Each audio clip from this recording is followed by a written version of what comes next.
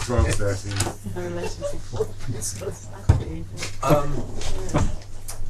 Okay. Well, look. Let me begin by welcoming everyone here to this seminar, and it's the second seminar of the autumn, and actually the penultimate seminar of the autumn for the Higher Adult and Vocational Education Research Centre. So pleased to see so many of you here. Our speaker this afternoon is Tom Schuller. I've known Tom for donkey's years. I think the first time we met, he turned me down for a job in workers' participation in industrial democracy or something, in days when that seemed a cutting-edge policy issue. Subsequently, it's taken John 30 years to forgive me. And, oh no, I never forgive you. Subsequently, I mean, he's succeeded in getting most of the jobs in academia that I wanted, and and a lot of jobs in the policy world, which I certainly didn't want. But he's spent his life across the boundaries of higher education and the policy world, particularly the OECD, I think. So he's got a tremendous amount. In amongst that time, he's written kind of, you know, 1 million books, a dozen books, 10 books, anyway, a lot in terms of writing books on a whole range of fascinating issues, and all the time that he's been around adult lifelong education, he's responsible. You were largely responsible for the Centre for the Wider Benefits of Learning, weren't you? So you know that he's had a tremendous contribution to research in this field as well as policy, and he's come to talk about the Paula Principle, how and why women work below their level of competence, which is, I guess, what you're working on at the moment. It is, yeah, yeah. Well, thanks so much, John. The books have actually been slightly back to front. One of the first books I wrote was about 25 or 30 years ago, as part of the Centre for Research on Industrial Democracy and Participation. And it was employee participation in the management of pension funds, and I did it when I was about 30.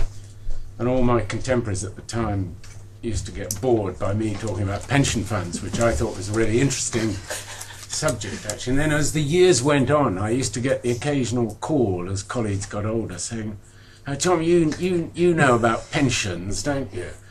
As they approached pensionable age. And I had to tell them that I didn't really know anything about pensions. I knew a bit about pension funds, but it was all in the past anyway. And so anyway, what I'm here to talk about today is Paula Principle, which is a non-academic book that I'm working on at the moment, which I hope will be a sort of popular book, unlike most of the previous ones, which are distinctly unpopular, at least judging by sales. And it's really more an idea than a matter of deep research, and it's something that I hope will really act as a sort of trigger for debate rather than the presentation of results. So I issue a sort of an invitation as I talk to engage in the debate. So please don't feel free to intervene as I go along, either with points, disagreement, and in fact I'll probably actively invite your participation, even if you don't volunteer it, as it were. So let me start then by saying, how many of you have heard of the Peter Principle? 1, 2, 3, 4. And how many of you know what the Peter Principle is, or was, when it was first articulated? This is right. Colleague. As I understand it, it's a situation in which somebody gets promoted or agrees to take on board a position which is above their level of competence. Yeah, absolutely right. But when you say someone, though, when it was articulated, which was by a guy called Professor Peter, Lawrence Peter, it was actually phrased as every employee rises to his level of incompetence. And the his, of course, in those days didn't quite have the resonance that it would do now. the gender resonance. But in fact, in the days when Peter put this forward, and he was a professor of organisational studies and was trying to launch a new discipline called hierarchology, which I'm glad to say never really took off, but was, as its name implies, the study of hierarchies. But only men really had careers in those days, and women didn't figure. And indeed, there's only one reference or example of a woman in the series of anecdotes and illustrations that made up the principle. So that was the Peter Principle, that you did a job, you did it reasonably well, or well enough to get promoted to the next job, and you did that reasonably well enough to get promoted until you did a job that you didn't do well, so that's where you stayed. Hence, you rise to your level of incompetence, and that's where you stay. And the Paula Principle is quite simply the mirror image of the Peter Principle, which is that women stay below their level of competence. So that's the sort of proposition. And it really derives from two things, which I'll show shortly. One is that one of the most remarkable universal trends across OECD countries is the way in which girls and women are outperforming boys and men in education and training at every level and in almost all subjects. Almost all, not all of them. We can talk about why the ones that they're not outperforming, why the position is not females outperforming men is the case in those.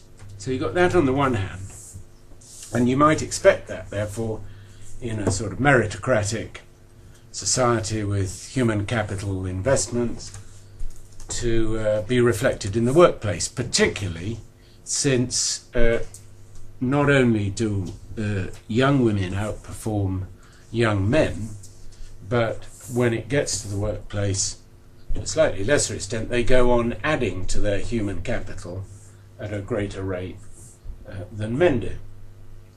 But, and this is the other part of the equation, this does not show up, as you might expect, in pay and careers. So on the material side, if you like, it doesn't reflect this increase in qualifications. So the Paula Principle is not about the non-material sides of work, job satisfaction, or even status, actually, where the position is rather different. It's mainly about the pay and the careers. So it's the conjunction, the juxtaposition of those two phenomena that gives rise to the Paula Principle.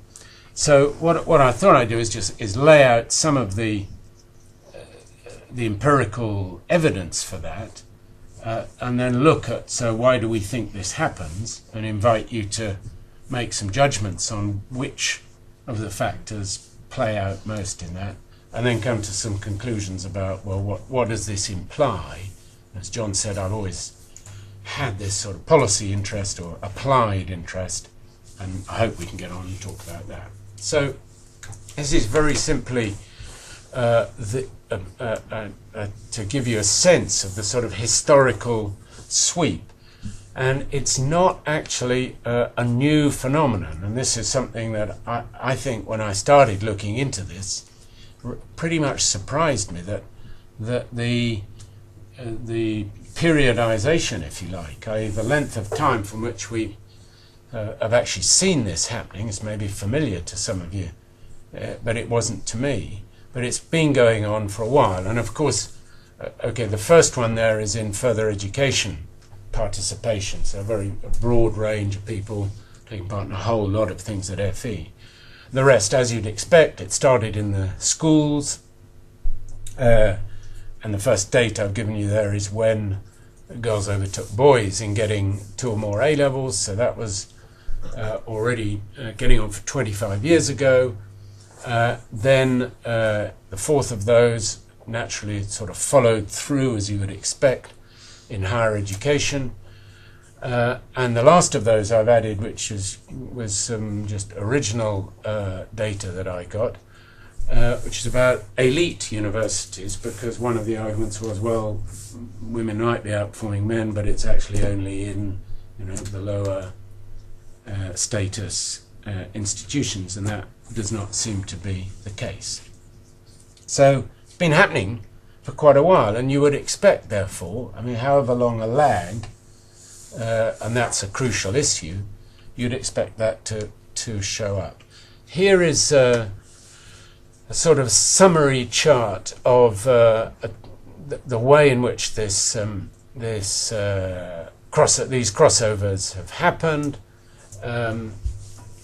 Have a look here. It's not on there. Okay, well, I just so that the top line is in the FE, and you can see that way back in the early 80s. Then you've got the undergraduate level, and now you've got down at the bottom. It looks less acute, but nevertheless, a crossover in the 90s. So that's really just giving you the visuals on what I've already told you.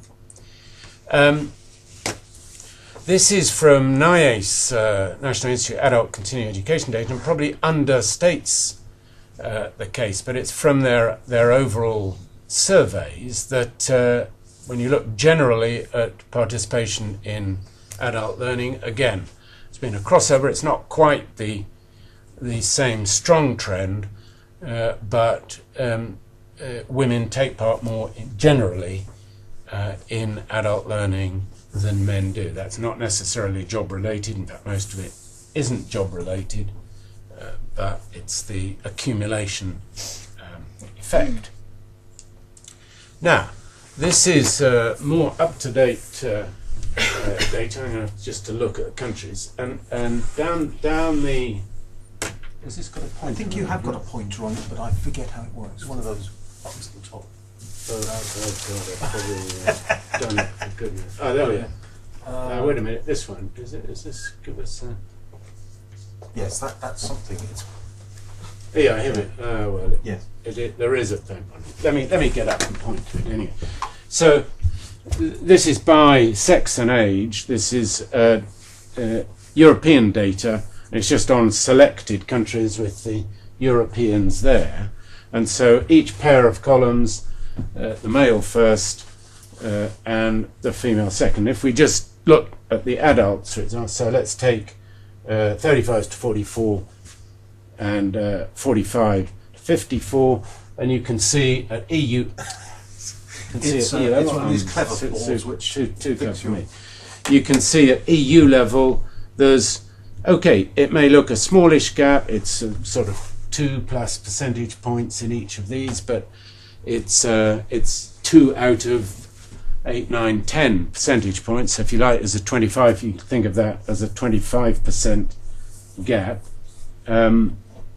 in their participation in education and training. Okay, everyone with me? And here are the UK figures on the end, when actually the overall participation rates are higher for both sexes, but proportionately you've got the same picture. It's less for the younger age groups, but when we get to 35 to 44, 45 to 54, and again for the older groups, you've got this pretty consistent pattern of women taking part more in training and education. Let me just stop there and say, anyone think why that might be? Yeah. Women tend to step out for pregnancy. They have to come back and reassess. They have to relearn. To relearn post-pregnancy. Okay, yeah. So they've got to think more about where their career's going to go. Because they broke their career path. That's in fact. So they're individual. Yeah, that's for sure. That's one. Anything else? I think the older age groups perhaps may not have had the same opportunities in the 60s and 70s to reach academic potential, so that possibility going back when you're in your 40s, 50s, 60s. Yes, all the access courses, which those of us that were involved in access courses, say in the 70s, 80s, were pretty heavily dominated by women. Well, I think that those are both true. There's one sort of structural feature, which is that women tend to be employed more in public sector jobs, and the public sector is a better trainer than the private, or more generous provider of training opportunities than the private sector. That's one reason why we need to keep an eye on what's happening in the current circumstance when public sector is being cut back. But that's certainly one reason why so women have better access to training opportunities. Then another, which is harder to get any evidence on, but it's more than anecdotal, is that women are, but it's a different type of evidence, which is that women are more ready to say, well, I think I need to know this a bit more. I think I'd better go back or better take advantage of some training opportunities, whereas men, these are generalizations, but you're going to get a string of generalizations, whereas men will say, oh, I can pretty much do this job. I don't think I need to learn anything more. Or at any rate, I don't really need to put myself through any training. And so women not only have more training opportunities because of the sector they work in, but they're more likely to take advantage of them and to put themselves through that. So there's a sort of psychological explanation, if you like, alongside the structural one and the, if you like, the gender one of the pregnancy that a colleague here pointed out. So that's the picture there. This is a stupid graph in a way, because you can play it any way you like. This is about timescale for women to achieve parity men in top jobs. But I want to emphasise actually that the Paula Principle in general is not about top jobs only, or indeed not mainly about top jobs.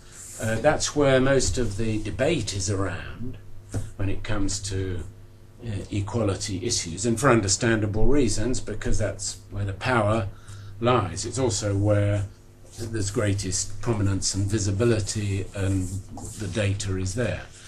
But for me, actually much more interesting and significant is the big middle body of women who are not necessarily in super top jobs down below. So I want you to bear that in mind, but because the data is there on these are senior police officers, judiciary, can't even read that one actually. At any rate, and then FTSE directors. It may be MPs, it's MPs. So you can see that on the current gradient, and why I say it's a misleading, of course you can fiddle with visuals to make the gradient look steep or long, depending on how long you draw the vertical axis. But these are long periods of time on the current basis where we will achieve parity.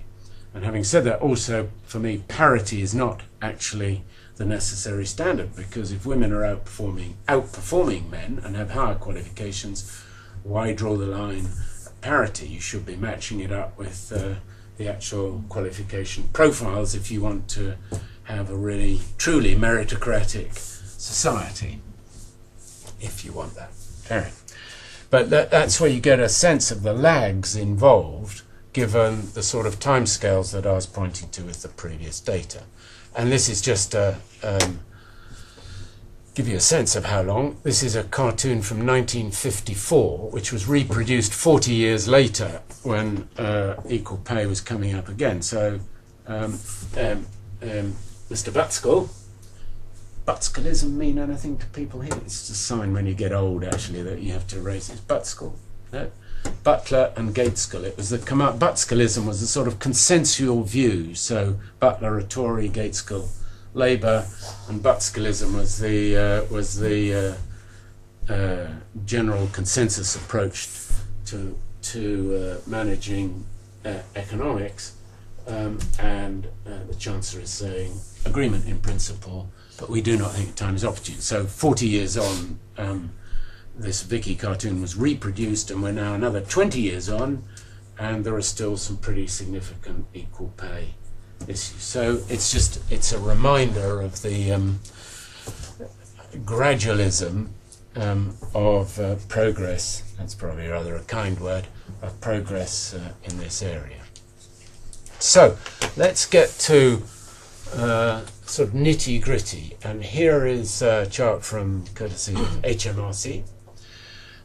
These are the median incomes before tax by age and gender, and this is for all employees, and I'll come back to that, why I emphasise that in a minute. And you can see that the profiles are pretty different. So I'm going to touch the screen, but the peak for women is in the 30 to 34 age group, and after that it's pretty well all declined. Sorry about that, folks, but well, that's at least how it is. It's on the downward decline, whereas men is pretty firmly nice, smooth distribution, and a higher one, of course. So they then hit peak earnings, the bulk men in their 40s and 50s, and of course for a lot of men this is the median, and for a lot of men the income keeps going up into their 50s and 60s. So this is, I think, a pretty important indicator of the different sorts of profiles that we've got. It's also the fact that if you look at the numbers involved, more are employed in the 40s and in those age groups than in the earlier or later ones. So that sort of multiplies the effect. Okay, so that's the returns to the education and training that we're looking at. Now, this is also a very partial picture because it's all employees, and if you take the gender gap, one of the things I think is really important is to distinguish, I'll come back to this more than once, between full-time and part-timers. The gender gap, pay gap, has closed pretty significantly for full-timers. I mean, it's down into single figures, but for part-timers it remains over 30% as a pay gap there. So that's the picture overall. Now let me spend a bit of time, because I think this rather unappetizing looking chart is actually a very significant one. This is from longitudinal research, which the UK is particularly strong on, blessed with some very powerful data sets. Does anyone here work on cohort studies at all? No. Well, we've got a whole suite of major cohort studies. That is to say, studies that track people, the same individuals, over time. So you're not taking just a series of cross sections of the population, but you've got the same individuals and can follow them through. And these two cohorts are very large scale. So they were both of them 19,000 people born in a particular week. In fact, all the babies born in a particular week who've since then been tracked right the way through and still are. They're interviewed about every 5 years, 5 or 6 years. It's a massive data set. They're now down to about 13 or 14,000, either through death or people get fed up answering, but they put huge efforts into keeping the response rates high. So this tracks two different things. I'm going to try and explain this because although it's a very simple looking chart, it's a little bit complicated. So these are the on the vertical side is the percentage pay gap between men and women, and on the horizontal are the age groups at 30 and 40. So you can see when the older age group, the 58 cohort, who are now whatever they are, 65, is that right? 55. When they entered the labour market, roughly speaking, the pay gap was 20. The gender pay gap was 20%. Okay, and you contrast that with when the 70 cohort entering 12 years later, the pay gap was 11%, thereabouts. So that's progress. You know, you've got to use a shrinking of the pay gap over that time. Now you've got to hold in your minds two senses of dynamics. So first is that the pay gap increases as men and women get older and further into their careers. Again, that matches pretty much with what I showed you before. So that's happening on the one hand for both cohorts. But the key thing is the relationship between the two lines, so that by the time they're at their 30s, the progress made in diminishing the gender gap is slowing down. So the gap is getting wider faster for the younger cohort than it was for the older. Okay? Right. And what we'd love to have now, what I'd love to have, is the extension of this, but if you just do a projection, by the time they're about 50, the gender pay gap will be the same for the younger group as it is for the older. So will be, where does that leave us? Answer, arguably not very much further forward in the closing of the pay gap. And a crucial thing there is that we need to look at things over the life course and not just focus on individual generations. So there's an excellent book by Alison Wolfe called The Double X Economy, which whose main argument is that middle class, professionally qualified women have now pretty much the same as men, and that therefore gender is, how shall I put it in order not to sort of misrepresent her argument, but that there is less now in common between 30% of women at the top and the rest of the women, and more in more in common between highly qualified women and highly qualified men. And it's a very strong argument, and I don't dissent from it, except that it stops too soon, and we haven't yet seen what happens to even to those highly qualified women later on in life. And of course it focuses on the highly qualified. That's where most of the books will be. Okay, so let's get on to this is where I want to engage you in the discussion. These there are five what I call Paula Principle factors that maybe explain this. Four of them are negative ones. So I think probably we'd agree that they're negative ones which need to be diminished, reduced, or abolished, got rid of. And then there's a positive one which I'll come to later. So first is discrimination. And what I'd ideally like you to be doing, if I gave you all 100 points, you've got to cast your 100 point, allocate your points between the five factors that I'm going to present to you. So if you think they're all the same, it's 20 points for each of them.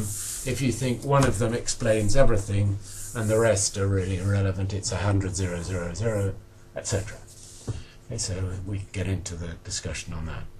So there's discrimination, and that's formal or explicit discrimination, or informal, covert discrimination about so it's attitudes, whether it's on the appointments front or on then progression within a particular career.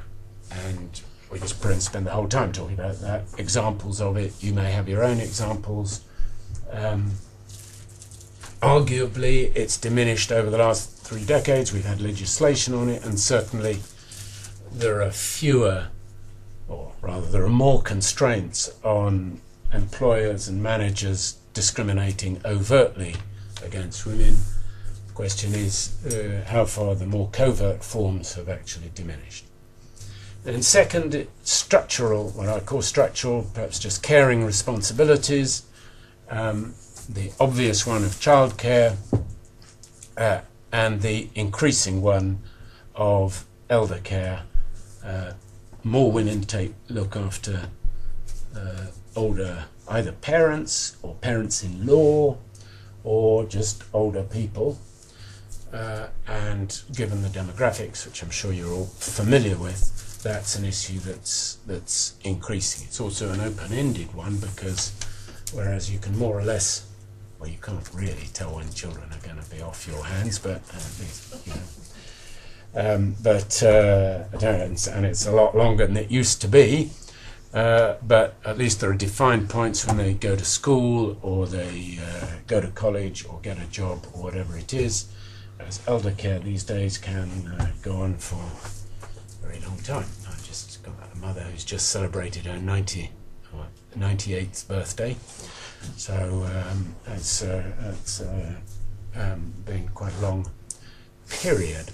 So she's fine. She's fine. She's very well looked after, and I have it very easy. But anyway, you know, it's a long time. Third is psychology. And this is a little bit more contentious, maybe even to identify. I've had one or two critical comments on this. I mean by that the self-confidence. Women don't put themselves forward either for appointments or for promotions in the same way that men do. And so here's my very solid empirical evidence, which is if you talk to couple of recruitment agencies, or they will say, well, they know that they're going to get that men's attitude to the jobs that they can do is different to women's. So I sort of formulate something like a 60-20 balance. If men think they can do 60% of the job, then they'll say, oh, I can do that. If women think they can't do 20% of a job, they'll say, oh, I can't possibly do that. And so they don't put themselves forward for it. So there's an issue about confidence. It's not just going for jobs, it's also going for pay rises and so on, actually presenting themselves. So that's factor 3. Factor 4, vertical networks. So this is about knowing or being acquainted with people who are in higher positions. Now that can be within the same organisation. You know, how often does John rub shoulders with the Vice Chancellor and his colleagues? But it's actually a much broader thing about just knowing people who operate in jobs at levels above yours. Some of that is about getting information about jobs that are coming up, not in a nepotistic sense, just in entirely the way things work. We hear about jobs, but it's more in the way of learning vocabulary, attitudes, tips, and so on. And there's a vicious, if you like, vicious circle or spiral at work here, because there are fewer women in those higher positions. Then women have fewer models. But it's not only about women knowing women higher up, it's women also knowing, associating more with men who are at some higher level. It doesn't have to be at vice-chancellorial level. As I say, this applies in the middle levels as well. Okay, so I hope you've all made your provisional allocations to that. And the 5th one is choice. Choice, very tricky philosophical concept. How much do any of us have free choice in whatever it is that we do?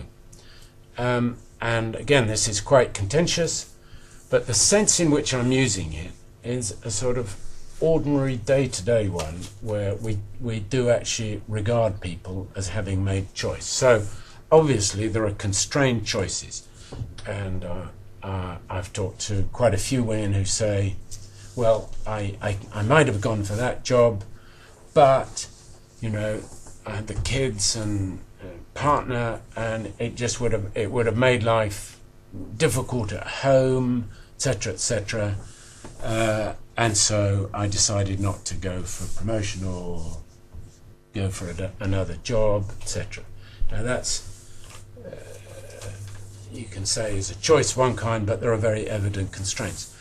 What I'm really talking about here is where those constraints have not been tangible or in any sense, but a woman has actually said, I'm choosing not to go up even though I could have done it because I don't need the money, I don't need the status, I think I'm good at what I'm doing, or I'm enjoying what I'm doing, I'm still growing in this job, why should I change and possibly then become an example of the Peter Principle by going further up. Okay, so we'd all have different notions of how far we choose ourselves, any of these options, but that I put in a different category as a positive thing that, but still, which maybe is something to do with explaining the Paula Principle. Okay, so let's just like remind ourselves of some of the issues around this. The first is what I've called class trumps gender. I mean, gender may be an explanation, but class is a more powerful influence on whether people succeed or not. And the dispersion within females, as I referred to Alison Wolf's book, there is a much bigger spread now within women, so between women at the top and women at the bottom, and the professionals are doing very much better. And that's particularly, by the way, when you look at households rather than individuals, because of homogamy. So well-educated women marry well-educated men, and that tends to be a dual earner household, and less well-educated women marry less well-educated men, and that is less often a dual income household, and the incomes are both at lower levels, so that dispersion is really happening. Now, here's another interesting kind of issue, which comes back to a choice issue. We've got quite high levels of occupational gender segregation. So women go into certain areas of work, let's just take typically health or personal services, and not into engineering, science, finance, and so on. Now, one interesting question is, how bad is that? How regrettable is that? First of all, actually the evidence seems to be that segregation goes along with lower pay gaps, because if women go into, one reason being, if women go into highly segregated occupations, they stand a better chance, or more women will be at the top. Of course, it doesn't always happen. Primary school teaching is a classic case, very heavily feminized occupation, but if you look at primary school heads, it's not exactly typical of the profile of primary school staff overall. But that is still the case that the pay gaps are lower in those areas. The second, I think, really interesting aspect is, if I said to you, which countries do you think of as the ones where, on the whole, relatively speaking, women have most choice generally, most equality, where would you pick? The UK? China?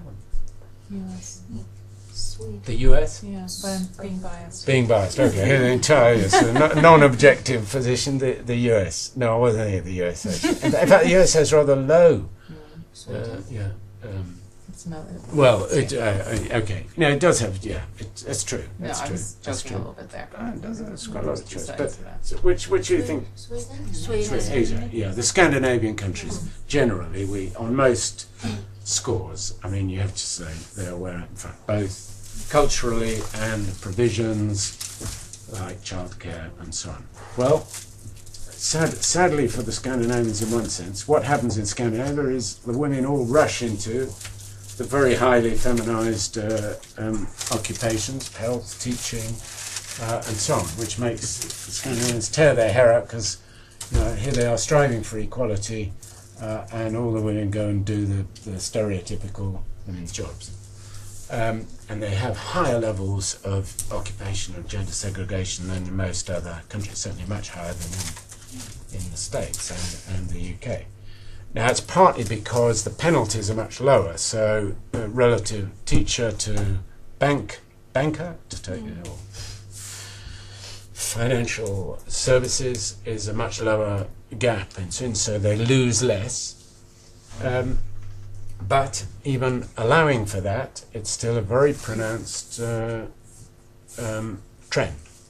So there we are. Thirdly, I think I've already mentioned, on average, women do better on reporting on job satisfaction and even on status. Now, status may sound strange given what I showed about the top jobs, but if you think about the trends overall, more white-collar jobs, some of the pay gap is because lorry drivers will earn more than nurses, but nurses have higher status than lorry drivers, if you like. And then recent evidence from Francis Green is that if you look at job quality, I mean, this is interesting and quite tricky stuff to do with autonomy, choice of discretion at work and so on. Women actually come out overall a little bit better than men. So those are issues that I'm laying over the general patterns to say it's not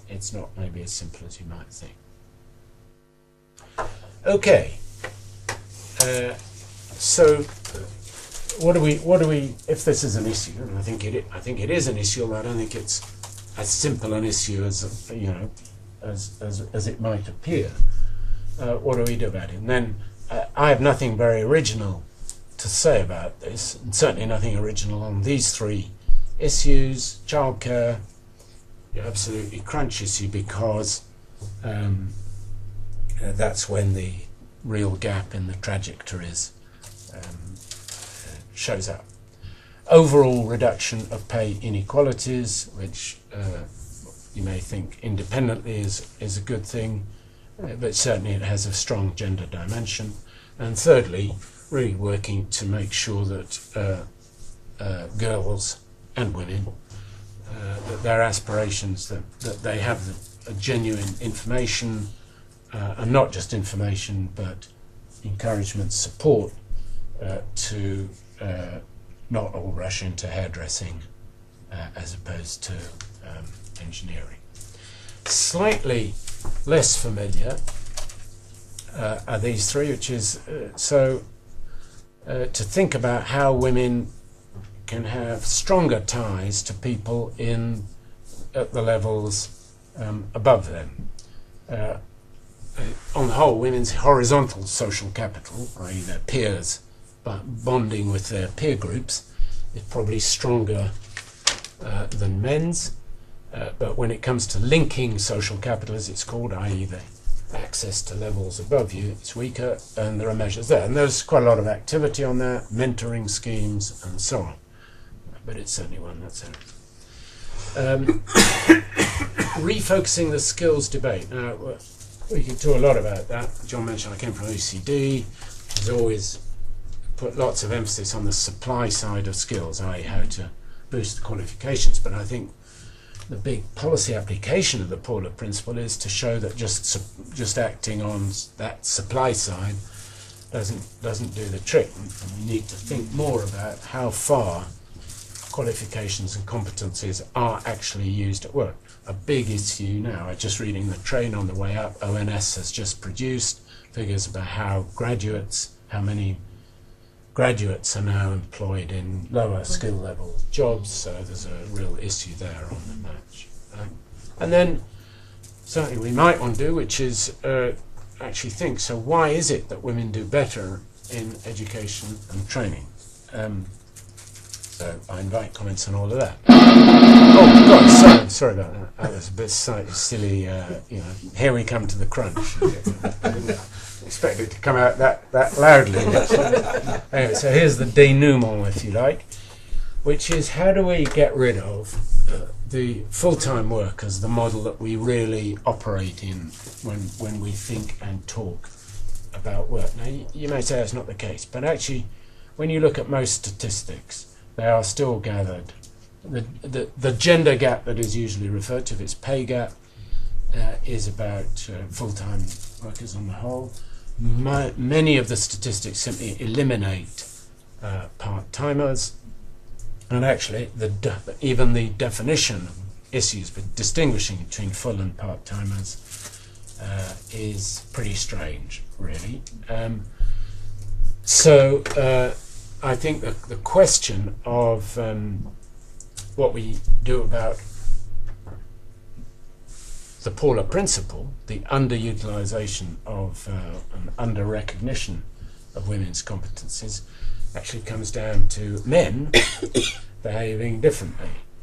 And I've put these two sets of quotes, men, or of quote marks, choosing part-time. So choice, I've already said something about, and would very much like your views on how you think people go about choosing, not careers as in initially I'm going to be an X, but choosing where they go next, what steps they take next. Are they always in a vertical, or at least diagonally upwards, or are they lateral, maybe downwards, and of course maybe even stopping out for a while. And then what does part-time mean? Well, I've said the definitional, and who knows what the definition of part-time actually is? Where's the line drawn? Anyone offer it? Actually, I shouldn't have said who knows. I should have picked some poor person and said, so what is the difference between a part-time and a full-time worker? Oh, you've just picked me, haven't you? I've just picked you. All right. I'm going to pick someone else as well, so you won't be left on your own. 40 hours in the States is full-time. Anything below that would be constituted as part-time. Is that so? Mm-hmm. I do not. So 39 hours is part-time. Technically, and that means benefits go away as well. Well, actually, that's a Depending on really dramatic demonstration of it. Yeah. Okay, let's take another one. The gentleman eating his crisps. Yeah, that's right. Crisps, Oh, okay. sorry. It's a I don't know, 75% of of full-time working week. right. Oh, yes. Well, taking on a percentage. Actually, that's not far off. Yeah, it's below 30. It's 29 hours. That's not 29 and a half hours. And so a huge number of people, most of them women, are lumped into this category of part-timers. And first of all, analytically, that disguises a tremendous range. And so, I mean, just intuitively, as it were, it doesn't really make sense. So we need, I think, to think a lot more about the vocabulary that we've got and the definitions that we use. And I think that's probably about it, which means I can. Yes, that's right. Okay, so there's the website. There's my email. So that's it, John. So invitation to you. We could start off with 30-second silence while you allocate your 100 points, just to make sure everyone's had the chance to do that. Why don't we do that, actually? Okay, and then you can digest. Put up the list of the points again. Oh, okay, yeah. There we are.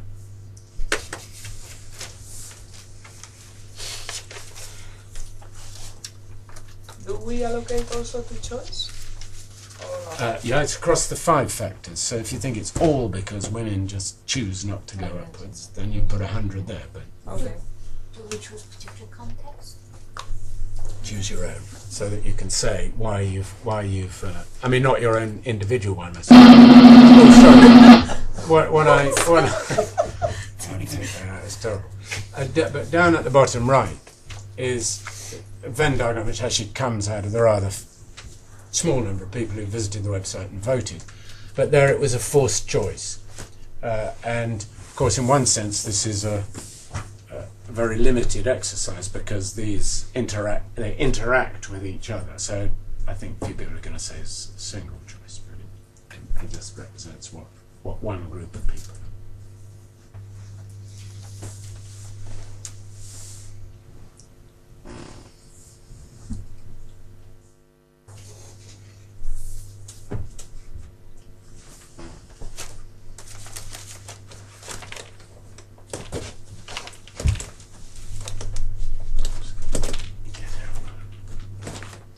Okay, anyone want to kick off? I think that you have to start with the practical aspect of child and elder care. When you look at the statistics you showed of the way women's jobs, have their lives altered in terms of work, that fits in with some of the research I've done with consultants, female consultants who are moving up the ladder and then find that the hierarchy can't allow them to be part-time, and then they lose quite a few years of work, and they also lose networks, they lose research opportunities as well, so the whole thing collapses in, and it's changing that. Perhaps it takes a lot more than childcare, but that would be a beginning, I think. Both for men and women, not it being a role for women, but a role for parents. And then you value fathers as well, and it's perhaps a different, more holistic approach to the idea. It was so striking to me talking to GPs and consultants and finding that the issue of childcare wasn't present for the men still, although some men had actually taken part-time work because they wanted to spend more time with their children, but they didn't feel any pressure. And yet there was a difference for the women. Really, so they didn't feel any pressure at going part-time? Sorry, they didn't feel pressure to do it, whereas women talked about it as something, it was more of a forced choice than for women, I think, whereas there were only a few in the whole group, but some of the male GPs, they'd made a decision quite happily, and it wasn't, but interestingly, they didn't think it would affect their careers, because I think somehow they maintained networks. There's a lot. This is all quite complex, really, isn't it, when you start digging into it? It is. Yeah. Obviously, you know this. Well, indeed. I mean, I take all of those points. The question of whether childcare is the actual factor, or choices about who takes responsibilities and so on. Anyway, that's okay. Let's just take a round of it. Yeah.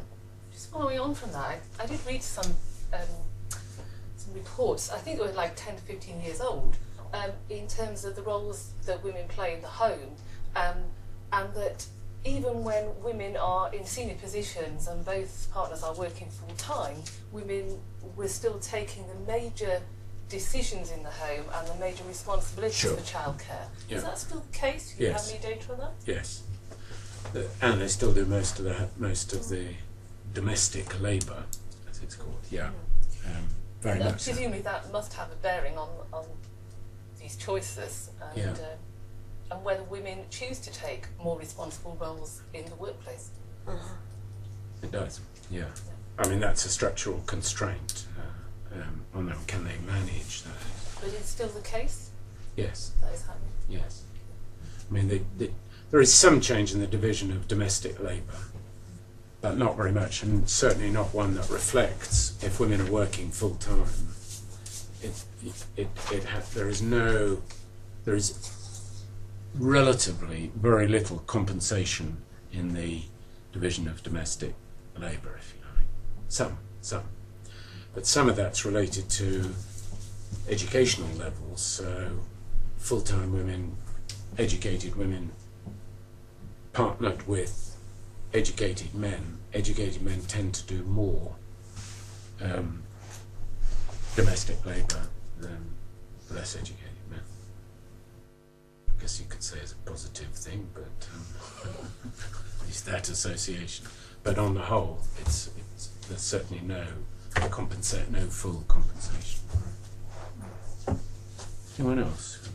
I think it's very difficult to allocate points because I see it like a link. I mean, the world we live in have structural differences, and that affect us how we think about ourselves and about our role in the household or with the kids. So it's our psychology, and that of course affects how we interact with others. That is our networking and our choice. But our choice in this situation is an adaptive preference. It's a preference that we think it is because we live in that structure that is oppressing us. So I think just to allocate 100 points to those things, like isolated compartments, it just never want to work. Okay, well it's a device, but on the other hand, in political terms, if you don't identify which are the more important areas, well, first of all, there's of course the prior question of, well, is it an issue? I mean, are we worried about the Paula Principle, what it shows up? And you may say, particularly if you think of choice as being major factor, you may say, well, it's okay. There are trade-offs to be made. We all make trade-offs. maybe job satisfaction being higher is okay, women not so worried about the material returns. I mean, just put that to the puzzle, so actually we don't need further. But if either on grounds of equity or on grounds of efficiency, so we're not using the nation's human capital, if you like, effectively, if you think there is something to be done, then which of these levers or which other levers or buttons do you want to push on most in order to correct that or have some further impact? So of course I agree that they interlock with each other and there isn't a single The one. structure will be the first thing, of course, for me. Okay. In many factors in here, we can see actually associate very strongly with the culture, isn't it? And what do you think is the implication at policy level in terms of if there's need for cultural change, for changing the attitude, discrimination, and even the boundary of of possibilities for women themselves, think what is possible as such. Well, I think it's absolutely true. The cultural, and that's very interesting. That's why the international comparisons. Which country do you come from? I'm from China. From China, Yes. yeah. I mean, if you look at, say, Japan and Korea, those are countries where, Korea in particular, I mean, women in Korea, educationally, have made unbelievable progress. I mean, Korea as a whole has made fantastic steps forward in the last 20, in an amazingly rapid, short period. And the women in particular, the Korean women and Japan as well, they're some of the most highly educated in the world. 100%. Then you look at the workplace, Yes. and boy, is that a different picture. So clearly there are other factors, and I think you look at some of the cultural ones, attitudes, which don't ignore the practical ones of childcare and so on, but are very strong. I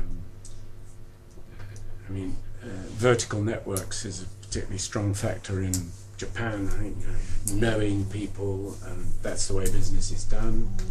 It's the same everywhere. But are you willing to spend the extra time drinking in the evenings with your workmates? I mean, it's a fairly crude cultural generalisation, but nevertheless, it's got some power to it. So the cultural comparisons, so discrimination. I mean, if you compare Sweden and Saudi Arabia, your verdict on discrimination is probably going to be rather different. So I still stick a little bit with the points factor because that show up some of those differences.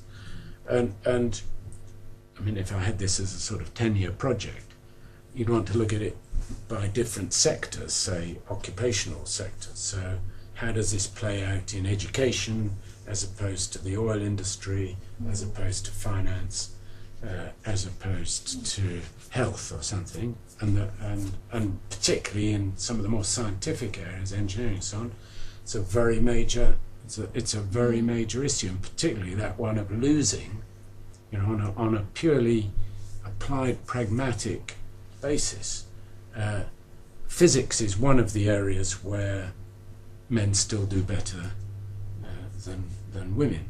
But in chemistry, it's pretty much 50-50, and in biology and biological sciences, women are way ahead of men. But in the sciences overall, the sort of, as it's called, the leaky pipe syndrome, where you start off with a majority of well-qualified women, and then 10 years on, it doesn't look so good. That's a major issue for them, much more than in some other sectors where it's not happening in the same way.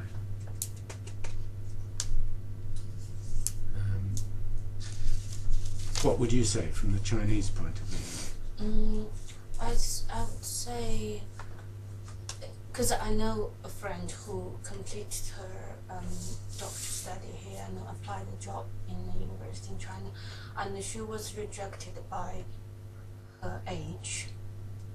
and quite kind of rather explicitly. So yeah, it's definitely there. And there's so much to do, as I understand, is the culture, and expectations. And so you women, you expect to have, if you're not married and at your 30s, you will have your child, soon or later, and then they're going to become a kind of obstacle in your career. Yeah. So I don't think we have a law in place which kind of will stop that from happening yet. But in terms of structure, but it's kind of easier in a way to place something there. Of course, that helps. Yeah. But the deeper reason for that is these cultural, issues, which I find is much more difficult to change. I think that will be really important. Yeah. Anyone else? I mean, I think it's quite a useful heuristic, but as you say, even in one country, there's lots of different cultures operating, occupational ones, but also class ones, as you've implied. So to do it as a blanket thing isn't that helpful, but as a heuristic for different, it's quite useful. And also, I think making this distinction between what could count as real choice and an adaptive preference to the circumstances you find yourself in. Yeah. Well, if he's not going to look after the kids, they need it, so it's got to be me. Yeah. Although you have chosen to be with him, so. But I think you can distinguish between those you do. two, and that doesn't. But you could, it could allow you to do that. Well, unless you believe that there's a sort of false consciousness. I mean, a lot of women do say they have chosen to do that, usually around birth of a child, that they have chosen to stay at home or to go part-time or to do it this way. And for a certain number of them, surely you can discount that and say it's the got to have a quiet life, or not so much quiet life as I've got to manage the household, and he'll kick up such a fuss, etc., etc., which, as I've said, is a constrained choice. But when you've discounted for all of that, there are still numbers of women saying, I positively chose not to go up, not to go for that promotion, or not to go for those other jobs. And presumably there are men who do it too, just fewer. Well, I'm increasingly interested in how much men do choose. I mean, slightly the mirror image of this is men who feel either, which used to be because they have the breadwinner role, well, that's diminishing because there are fewer sole or even main breadwinners, but it's, so I've got to keep bringing in the money, very material thing, even though I'd rather carry on doing what I'm doing. Or because of status and expectation reasons that men keep going upwards and feeling that they have to keep going upwards. And what I would very much like to explore is how many men who, as it were, exemplify the Peter Principle and feel uncomfortable about it could tell stories about why they made the choices to go beyond their level of competence. So I've had some, I've not done really extensive research, but certainly I've had stories from women first saying, yes, I probably could have got that job, but I knew that I would feel not comfortable in it, and I didn't want to do it. I didn't want to give up what I'm doing. But the really interesting thing, I think, maybe I would say as a man, is men who have and haven't made those kinds of choice and the constraints on them. So let me give you one example from a woman interviewee. She referred to a friend of hers, a male who works in the BBC in London, and had two kids.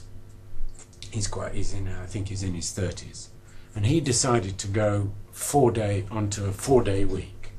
So it's only to a 4-day week, not a major. And he's in the BBC, North London, liberal, bien pensant milieu. And apparently his male colleagues all said, "Oh, you've given up on your career, have you then?" I mean, the cultural attitude was that he's sort of stepping down somehow from career responsibilities. And that's what I mean about, constraints on male choice. And I know that this might raise a hollow laugh, and it will raise a bit more than a hollow laugh probably, in saying that, because of, do men have more choice than women? Answer generally yes, but there are those sort of constraints, some of which are cultural. But the going part-time is the same for both of them, isn't it? That anybody who goes part-time is automatically tends to be thought of as less serious Exactly. than somebody who's working. Yeah, absolutely. And that's part of the problem with women choosing to go part-time when they have their children. They might make a genuine choice to say, I'd like to work 3 days a week for the next 5 years, but what they don't like is the way they're then treated at work. Yes. So- Absolutely. The difference is that no one is surprised when women go part-time, or few people. But But they're still not seen as serious, that's the thing. They're seen as prioritising family. I completely agree. But in the male case, there's that, even from sort of peer groups, there's a further constraint on them. I mean, some of that operates from men. Peers might say, "Oh God, you're copping out," and there was a very prominent case. This is back to top level. Anne-Marie Slaughter, who was had I can't remember what it was, American, very senior position in the U.S. administration, and she left it because she wasn't seeing enough of her kids. I mean, she was secretary for something or other. It doesn't even ring a bell. It's slaughter as in slaughter, and she was slaughtered by quite a lot of people for copping out, And actually, I'd like to make a point to that, because if that happened, really that underscores exactly what the issue is that really wasn't made very known. She then disappeared. There was a lot of debate, 'cause she wrote a long thing about it. Right, but I'm just saying socially, it's not that unusual. It's not as much of a surprise, but it kind of really underpins exactly what you're talking about, is that she was then discredited. She may have written a lot, but then ultimately disappeared. Yeah. I mean, she did go actually to a tenured position at Princeton, which is not most people's idea of sort of slumming it. But the rest of us haven't, don't hear from her anymore. Yeah, no, it's absolutely true. I would like to say that I think all the factors are related, but for me, I think psychology gets the most point, because I think psychology is responsible for all these factors, because it is related to the idea we stereotype women and their role in life. I'm from Saudi Arabia. We have differences between men and women, but we are equally paid. Yeah, we are equally paid when it comes to careers and wages. When you're in the same job, man and women in the same job will be paid the same. Yeah. It's just that there aren't very many women in jobs, is there? Nowadays, we need, and especially in this era, women start to compete men. Right. And even in this scholarship program, the number of women exceeded the men. Very interesting. By double. And your point on the psychology is is that important or not? I think because psychology is, the way we perceive women and their role in life. I think it shapes, most of of the factors. It's related to the way we treat women. When we talk about discrimination, their domestic work, it's also goes back to a structural framework, and the vertical network is also related to the psychology of women, and she is used to be not supervised, but at least somebody take care of her. I don't know. Yeah. No, thank you. That's it's very interesting. And another example of how different cultures will look on it. Yeah.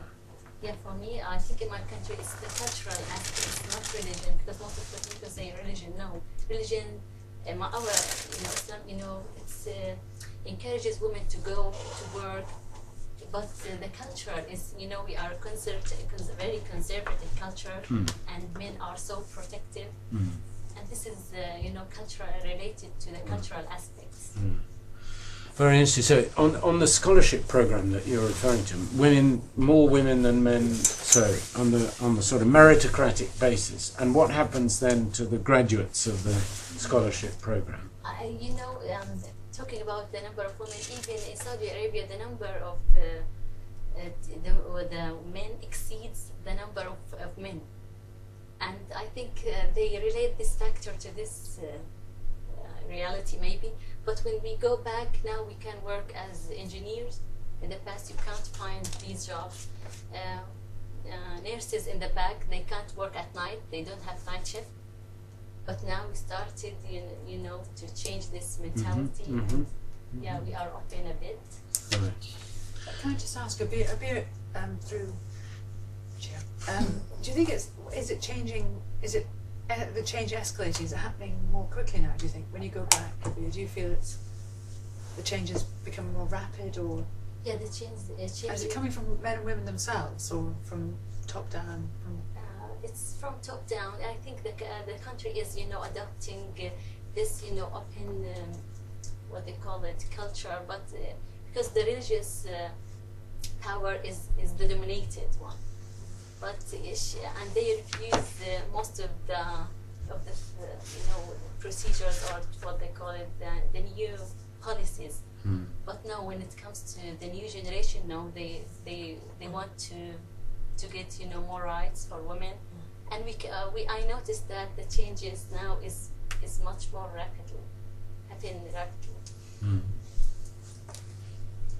I mean, a pace and the pace of change, that's why I sort of showed those lags, is I think a really interesting issues. What are our expectations about how fast things will change or not change, and could in the future? Because some of these lags are due to, inevitably it takes 10 or 20 years before the career patterns are established and women have moved up and so on. So instantaneous transformation is not going to happen. The question is I think it is an important question as to how fast things can change. Or I should just add, they don't always go in a nice linear forward direction. I mean, there are changes. For instance, and so I think computing science is one where the numbers of women has actually dropped now, I think probably across OECD countries, which is, I'm not sure how you explain that, but anyway, that's so it's now below 20%. An interesting observation as somebody who started out as a computer programmer. I couldn't see a career path, whether gender irrelevant, to become a very technical commercial programmer. There wasn't a recognition of a chief programmer. You kind of went into the route of, right, you do analysis, systems analysis, and then in the later years you now get recognition of business analysis and that type of thing. So that kind of forced me out of the tech. If I wanted to move on and move up, as it were, in the industry, I was kind of forced out of the technical into side being of a it, people manager, into more of the people skills in terms of talking to people to understand requirements rather than actually putting the code. And I've always kind of been intrigued by this idea of why there doesn't appear to be that chief programmer, senior programmers, and that technical recognition without necessarily having to do the people that's really management interesting. side. I've talked to two men who both said that in computer programming, and it's a classic, that the only way up was to become a team manager, and they would they would then have to stop doing the technical programming, coding, code writing, and so on, and therefore they didn't. And they're the only examples actually I've had of people. So you're the third from the computing side. I mean, there are parallels right the way through. So if you look at academics, you move upwards into head of department or whatever they're now, dean or whatever, and then your job is something which is completely different. I mean, it's quite helpful to understand what it's like to do research or do teaching, but the skills in being a vice chancellor or whatever, you know, below those levels, it's just a completely different skill set from being an ace sociologist or a wonderful biochemist. I mean, it really is very, very different indeed. And it's those hierarchies that Peter was right, you know, those hierarchies are very interesting. Now, some of that you might be able to change. So, for instance, in teaching, I'm not quite sure what, you should know this, but you know, they did change. Well, I wasn't particularly looking at John. Oh, I think John should know it, actually. But you know, they were in the last Labour government. They were worried because teachers, the only way to get promotion was to move into administration or management and become. And then they provided senior teacher roles, senior teacher and super teacher to keep them in their teaching roles. I mean, they also do mentoring and so on, but not to lose them from the classroom. So you can affect the job design and in order to provide those routes. And I don't think we've done nearly as much of that as we might have done. But you've still got issues about that kind of progression. And for me, why I think the choice thing is so important is actually saying to individuals, why do you need to move to where it is, you know, where do you want to go? If you absolutely need the money or absolutely need the status, okay, fair enough. And nothing wrong with that. But maybe there are other things that you want to do, including, you know, professionally developmental things where you could, if we could only change our mindset so that that's still seen as a career, but it's a lateral career, if you like, that's expanding your role in that kind of a way, then we wouldn't lose the skills. So the Peter Principle would go down, the Paula Principle would go down, and you'd have happier and healthier people. I still think the association of women with part-time work is a major problem. In my own career in FE, I had limited opportunities when I was part-time. The only way that I could progress was to become full-time. Yeah. My opportunities in terms of my teaching even, and what levels I taught, I wasn't allowed to teach A-level maths, even though I had already done so for several years in a previous job, and further maths A-level, because I was part-time, I think, rather than because I was a woman in a man's world, which it was in that particular institution. My only route was to become full-time if I wanted to progress either to a more enriching, a wider experience of teaching at all levels, or into a management position. Yeah. Which is what I did. Yeah. Well, that's why, hence the stupid drum roll, that I think actually this is absolutely the central issue, is the full-time, part-time divide. And, you know, you can go further on childcare, elder care, mentoring, and so on, and I think we should. But until that changes, for men as well as for women, I mean, there's an admirable organisation, I think it's now called Timewise Foundation or something, where two women who had babies, professional qualified women, had babies, discovered that they did not want to go back to work full time, but they were appalled at the lack of professional level jobs for part-timers. So they set up this operation, which is in essence a brokerage for qualified women between employers and, you know, the range of qualified women who want to work part-time. And I think they do a great job, actually. But it's, you know, it's just, and they've got, I think, thousands of women now on their books. But it's rolling that out to change it. And I just think that is the central issue. How do you make sure that part-time careers are taken seriously without a career necessarily meaning it's always up in in the vertical Can direction. I think it's still the case that I couldn't become part-time when I was in a management position.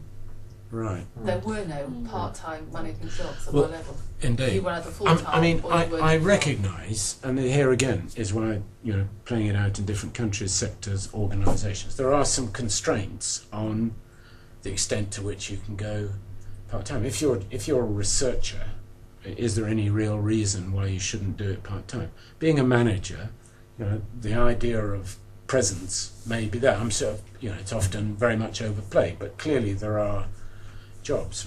If you're a supervisor of a nuclear power station or something, you don't actually want your people in that role to be off on Mondays and Fridays. When anything goes wrong. Perhaps that's a good case where you do want part-time people so that they don't get... Well, they don't get tired. Yeah, actually. and you have rotations. Okay. But But anyway, you get my point, that there are roles where Think of an example. where being present is more of a... There's more of a rationale for demanding But a it doesn't have to full-time be that person. same person all the No, time. well, they are into job share, job split, and so on. I agree. I think that is a good point. It's not only about the part-time or full-time, it's about the presence. I think there are many jobs, and in consulting particularly also, that you don't need necessarily to go to the office and you don't need to be present. So in the moment that you will allow people not to be present in a cubicle, in a random place, people will not take the part-time because they can be at home and they could combine with elderly care or childcare or whatever other things they have to do in life besides working. And you can be just on the phone, or you can organize your time, you can work at night, so it's up to you. So I think it's also that, to be present in an office doesn't make too much sense, I think, in a lot of cases, to be from Monday to Friday, 40 hours sitting on a desk. Yeah. Well, I agree. But having said that, I'm sure there are some sectors and organisations where it is more important to have someone around than others. I mean, medics, I guess would be in some medical. But they are on call a lot of times, the medics. They are not in the hospital all the time waiting there to be called. They are at home. Indeed, and you could say that's better. So, I mean, there is also the notion that the top person has to be there all the time, has to be, the chief executive. Is the last one to turn the light on, or the head of department or something.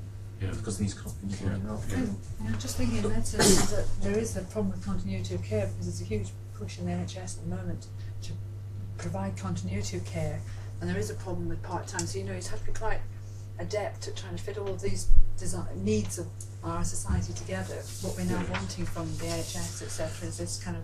Well, it is a problem, but then you can turn that the other way around, say that in any case in health, even if people are working very full-time, there's still a transition and a handover thing. So actually, it's managing that, isn't you're it? managing proper systems for handing over. Now, if it's 3 8-hour shifts, 2 12-hour shifts, or 6 4-hour shifts, I mean, okay, there are more transitions than the 4 hours, and you could say, well, there are limits. You don't want people coming in every 30 minutes. But basically, if you solve the problem of handover, it shouldn't matter too much whether it's 2, 3, or 4 handovers during the cycle, and so on in different contexts. And plurality of leadership as well, the idea that there has to be a top person who is gone to about every significant decision. Perhaps there's a lot to be gained from having a distributed power. Indeed, and there's some interesting experience in recruiting primary school heads, for example. So I already referred to, 80% primary teachers are women, but I think it's probably almost reversed when it comes to primary heads. Not quite, but it's certainly very different. But that's because, in part, women don't want to be promoted to a chief executive role where they're the sole decision. And I think 1 or 2 local authorities changed the way they wrote the job description so that you were sort of prima inter pares. You carried on being a teacher, but obviously did less teaching, but still were a teacher with the role. And then they got a lot more women applications into, and as you say, the joint leadership would have many benefits, and it doesn't even have to be right at the top of the organisation. It can just be responsible to the general. Yeah. I am going to try to draw things to an end there because, as you may know, Tom is programmed to do another session on bridging the academic policy divide, to which you're also most welcome in half an hour's time. And and you may want a break, but I think that's been a really interesting session. Lots of fascinating issues thrown up. And thank you very much. Thank you. Thank you. I should say that the session, if you want to come to Tom's next session, is in Deering Building Room C49. So do come along to that. And that's on bridging the academic policy divide. And we're going to be looking at, bridging the academic policy divide. And if any of you have further thoughts, you can go to the website. The problem is, it's rare that comments left on the website get through to me, I'm afraid, because for every one genuine comment, there are 100 spam comments, and I've given up sifting out Gucci bag adverts from a genuine person offering me. So, but you can email me directly if you have.